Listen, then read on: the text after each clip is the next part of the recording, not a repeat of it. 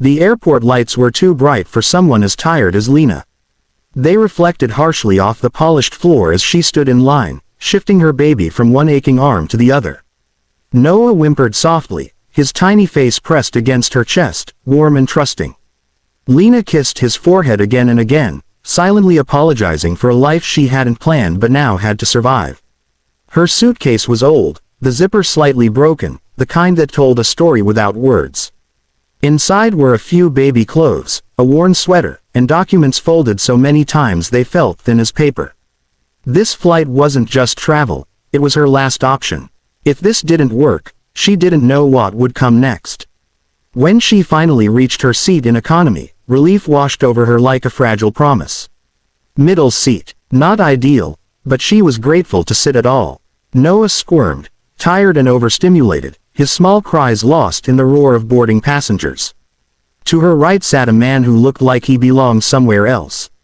His suit was simple but perfectly fitted, his shoes spotless, his posture calm. He nodded politely when she sat down, then returned to looking out the window. Lena barely noticed him. Survival had narrowed her world to one thing: keeping her baby calm.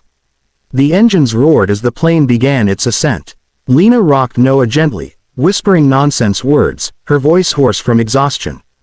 Her eyes burned. She hadn't slept more than 2 hours at a time in months. Each blink lasted a little longer than the last. Without realizing it, her head tilted. It rested softly, unexpectedly, against the stranger's shoulder. Alexander Reed froze. Instinct told him to move, to clear his space, but something stopped him. He glanced down and saw not carelessness, but collapse. Pure, bone-deep exhaustion. Her lashes rested against her cheeks, lips parted slightly as she slept. Noah's tiny hand clutched her sweater like a lifeline. Alexander shifted just enough to support her weight. Years of boardrooms and battles had hardened him, but this moment cracked something open. He noticed details others might miss. The way her arm trembled even in sleep, the tension that never fully left her face. A flight attendant passed, eyebrows lifting in silent question. Alexander gave a small shake of his head. It's fine. The cabin settled into a quiet hum. Outside, clouds stretched endlessly. Inside, something rare happened. Lena slept. For the first time in days, maybe weeks, her body surrendered. She didn't know the man she leaned on was powerful, wealthy, or influential. She only knew, on some instinctive level, that she was safe enough to rest. Alexander stared straight ahead, unmoving. He had signed billion-dollar deals without blinking. Yet here he sat, afraid to breathe too deeply in case he woke a stranger who needed this moment more than he ever needed control. And somewhere between the clouds and the quiet, two lives brushed together, unknowingly, irrevocably. The sudden shudder of turbulence ripped through the cabin, jolting Lena awake. Her eyes snapped open in panic, heart hammering as disorientation washed over her. For half a second, she didn't know where she was, then she felt it. A shoulder beneath her cheek. Warm, solid, not hers. Oh, she jerked upright instantly, clutching Noah tighter to her chest. I'm so sorry, I didn't mean to, I must have fallen asleep. It's all right, the man beside her said calmly, raising his hand slightly, as if not to startle her. You looked like you needed it. Heat rushed to Lena's face. She couldn't remember the last time she'd been so embarrassed. That's not an excuse, she murmured, avoiding his eyes as she adjusted Noah's blanket. Her hands trembled despite her effort to stay composed. Noah stirred, his lips puckering as he let out a small, unhappy sound. Lena immediately began rocking him, whispering soft reassurances, her voice low and tired. He's beautiful, the man said quietly. Thank you, she replied, surprised. Compliments felt foreign these days, especially ones that didn't come with expectations. He's 6 months, doesn't like planes, or loud noises, or sleeping alone. The man smiled faintly. Sounds reasonable. That earned a small, exhausted laugh from her. The tension eased just enough for her to breathe. I'm Lena, she offered after a moment, unsure why she felt the need to explain herself to a stranger. And this is Noah. Alexander, he replied. Nice to meet you. Silence settled again, but this time it wasn't awkward. It was thoughtful, safe. I don't usually travel, Lena admitted softly, eyes fixed on her son. But sometimes you don't have a choice. Alexander studied her profile, the way her jaw tightened when she spoke, the weight behind her words. Running toward something, he said carefully, or away from it. She hesitated, then answered honestly, both. A flight attendant passed by, offering water. As Lena reached for the cup, her bag slipped from her lap, spilling slightly onto the floor. Papers slid out. Forms, court notices, a folded restraining order partially visible before she quickly stuffed everything back inside. Alexander noticed. He said nothing, but someone else did. A man several rows back leaned forward, his gaze sharp and unsettling. He stared at Lena, recognition flashing across his face. His mouth curled into a thin smile as he pulled out his phone. Lena felt it before she saw it, the weight of being watched. Her shoulders stiffened. She shifted Noah closer, angling her body protectively. "You okay?" Alexander asked quietly. She nodded too fast. "Yes, just tired." But her pulse raced. Her fingers tightened in Noah's blanket. The man stood and began moving up the aisle, his steps slow and deliberate. Lena's breath caught when she recognized him. Color drained from her face. "No," she whispered. Alexander followed her gaze, and stood. Whatever story Lena hadn't told yet, it was about to collide with them at 30,000 feet. The man stopped beside their row. Up close, Lena could see the familiar cruelty in his eyes, the kind that didn't shout or rage, but smiled while it destroyed. Her body reacted before her mind could catch up. She pulled Noah tighter against her chest, curling slightly inward, as if she could shield him with her own spine. "You didn't think I wouldn't find you," the man said under his breath, his voice smooth and poisonous. "Did you really think getting on a plane would make you disappear?" "Please," Lena whispered, barely moving her lips. "Not here." Passengers around them were distracted, headphones in, screens glowing. The world felt unbearably loud and impossibly silent at the same time. The man reached out and grabbed her wrist. Alexander was on his feet instantly. "Let go of her," he said. The calm in Alexander's voice was more frightening than anger. It cut through the noise of the cabin like a blade. The man laughed, dismissive.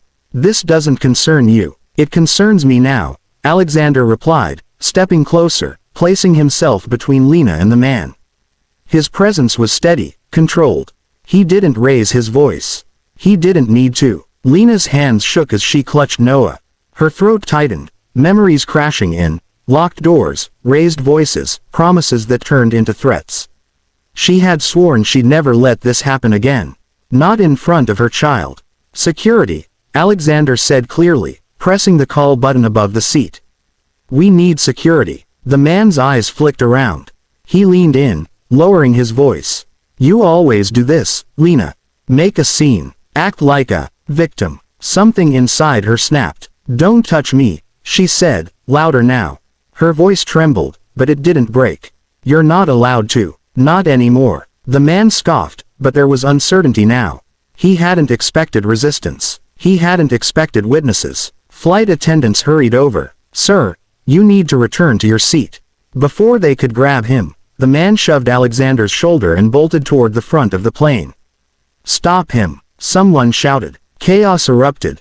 Passengers gasped, a child cried, and within seconds, air marshals appeared, tackling the man near the galley. The cabin buzzed with shocked whispers as he was restrained, furious and cursing. Lena sank back into her seat, shaking violently. "It's over," Alexander said softly, crouching in front of her so he was at eye level. "He can't hurt you here." Tears streamed down her face, silent and unstoppable. "He took everything," she whispered. "My money, my home, my trust. I ran because if I didn't, he would have taken Noah too." Alexander felt the weight of her words settle deep in his chest.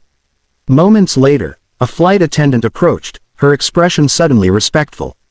"Mr. Reed," she said quietly, "authorities will be waiting at the gate."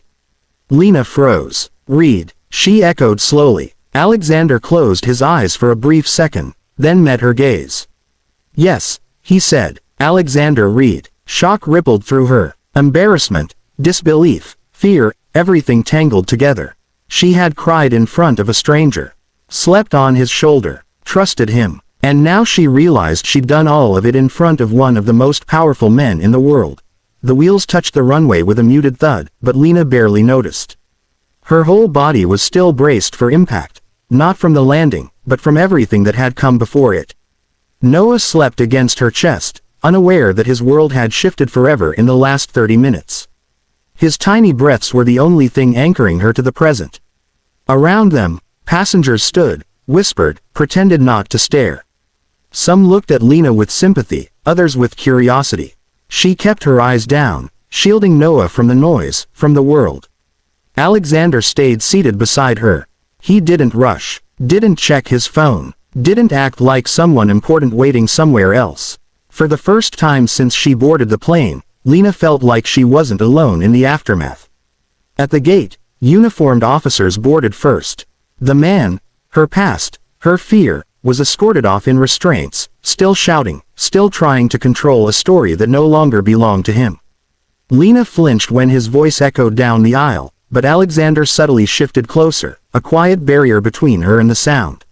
One officer knelt slightly to Lena's level. "You're safe now," he said calmly. There was already a file on him. "This violation changes things." "Changes how?" she asked, her voice barely audible. "He won't be coming near you or your child again." The words didn't feel real at first.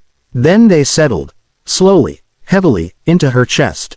Lena pressed her forehead against Noah's hair and cried, not loudly, not dramatically, but with the kind of tears that came from finally letting go of years of fear. When the officers stepped away, silence filled the space between her and Alexander. "I didn't want you to find out like that," he said quietly. She looked up, eyes red.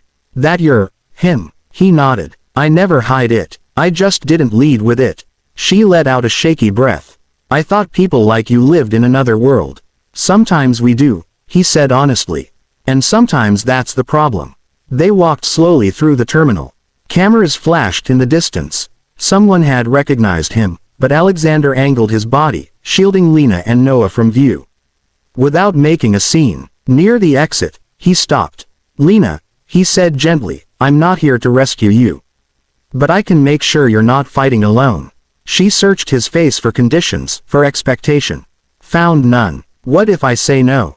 she asked. "Then I respect it," he replied immediately. That was the moment she believed him. 3 months later, the fear no longer woke her at night. Her apartment was small but bright.